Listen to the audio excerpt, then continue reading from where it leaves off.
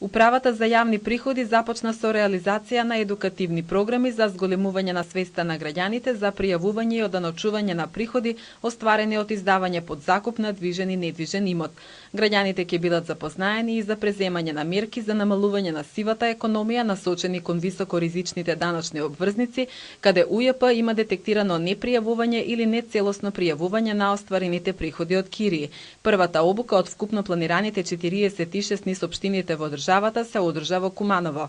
Посетителите ќе се стекнат со знаење преку практични примери за начинот на пријавување и оданочување на остварените приходи и даночните поволности. Надлежните посочуваат дека приходите остварени по основна закупнина подлежат на оданочување со персонален данок и граѓанинот има обврска да ги пријави во Управата за јавни приходи. Со поднесување на аконтативна даночна пријава за остварени приходи од имот и имотни права во рок од 15 дена од денот на остварувањето на приходите, задолжително треба да се приложи и договорот за закуп.